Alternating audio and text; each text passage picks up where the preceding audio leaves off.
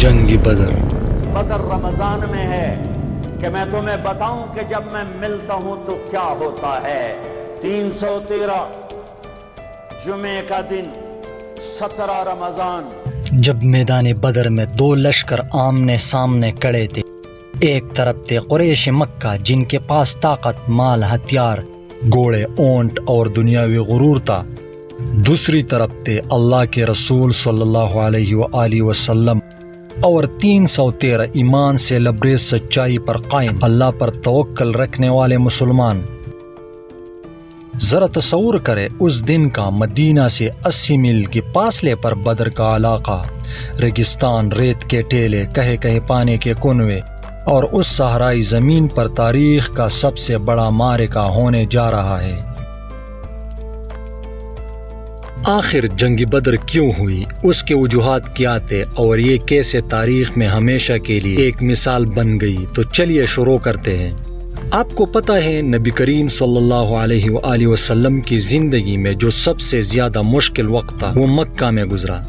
13 سال تک حضور صلی اللہ علیہ وآلہ وسلم اور آپ کے ساتھیوں پر ظلم کے پہاڑ توڑے گئے، کبھی بائیکاٹ، کبھی مار پیٹ، کبھی تانے، کبھی قتل کی کوششیں، یہاں تک کہ حضرت بلال رضی اللہ عنہ، حضرت خباب رضی اللہ عنہ اور دوسرے صحابہ رضی اللہ عنہما اجمعین کو تپتی ریت پر لٹایا جاتا تھا، ان کے جسموں پر گرم پتھر رکھے جاتے تھے۔ آخر کار جب ظلم حد سے بڑھ گیا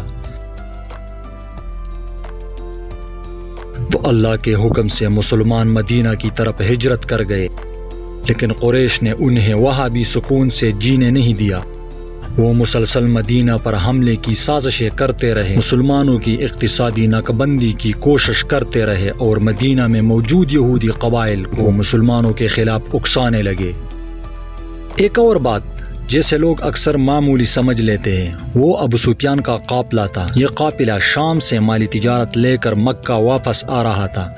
اس قافلے میں قریش کا بہت سا سرمایہ لگا ہوا تھا اور یہ ان کی معیشت کی ریڑھ کی ہڈی سمجھا جاتا تھا۔ مسلمانوں نے جب یہ خبر سنی تو انہیں موقع ملا کہ وہ اس قافلے کو روک کر قریش کی معاشی طاقت پر ضرب لگا سکے۔ یہ محض لوٹ مار یا جنگ کی نیت سے نہیں تھا، یہ اس وقت کی جنگی حکمت عملی تھی، کیونکہ قریش خود مسلمانوں کو ختم کرنے پر تلے ہوئے تھے۔ ابو سفیان کو جب مسلمانوں کی منصوبہ بندی کی خبر ملی تو اس نے قریش کو پیغام بھجوا دیا۔ قریش نے موقع غنیمت جانا اور مکہ کے تمام بڑے قبیلوں کو اکٹھا کر کے ایک بہت بڑا لشکر تیار کیا۔ یہ کوئی معمولی لشکر نہیں تھا، بلکہ اس میں مکہ کے تقریباً تمام بڑے سردار شامل تھے۔ ان کے پاس جدید اسلحہ، گھوڑے، اونٹ، تلواریں، نیزے، ہر چیز موجود تھی۔ جب نبی کریم صلی اللہ علیہ وآلہ وسلم کو قریش کے اس بڑے لشکر کی خبر ملی تو آپ علیہ السلام نے صحابہ رضی اللہ عنہ کو مشورے کے لیے بلایا۔ سب کی مشاورت سے فیصلہ ہوا کہ مسلمانوں کو میدان میں نکلنا چاہیے اور اپنی بقا کی جنگ لڑنی چاہیے۔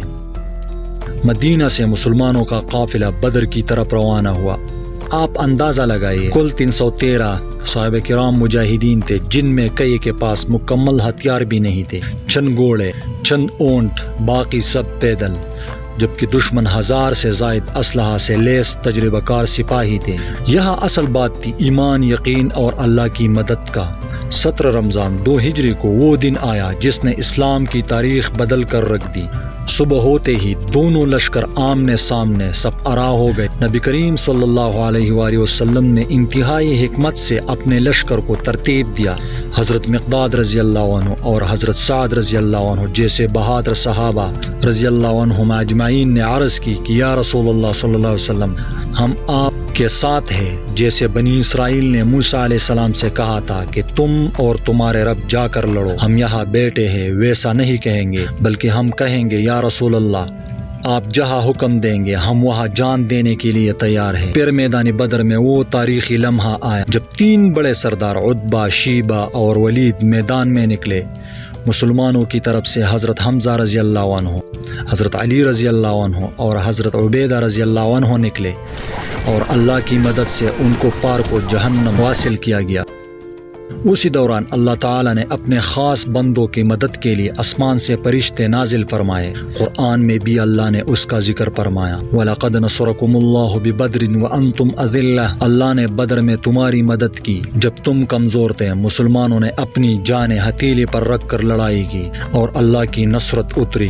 قریش کے 70 سردار مارے گئے، 70 قیدی بنا لیے گئے اور باقی لوگ میدان چھوڑ کر بھاگ گئے۔ جنگ بدر کوئی عام لڑائی نہیں تھی، بلکہ یہ ثابت ہوا کہ اللہ کی راہ میں صبر، استقامت اور اخلاص ہو تو کمزور سے کمزور لشکر بھی دنیا کی سب سے بڑی طاقت کو شکست دے سکتا ہے۔ جنگ کے بعد مسلمانوں کا وقار قائم ہوا، مدینہ میں مسلمانوں کی پوزیشن مضبوط ہوئی اور قریش کو پہلی بار احساس ہوا کہ اسلام کو ختم کرنا آسان نہیں۔ اگر ہم آج غور کریں تو جنگ بدر ہمیں سکھاتی ہے ایمان اور اللہ پر مکمل یقین ہو ناممکن کو ممکن بن جاتا ہے۔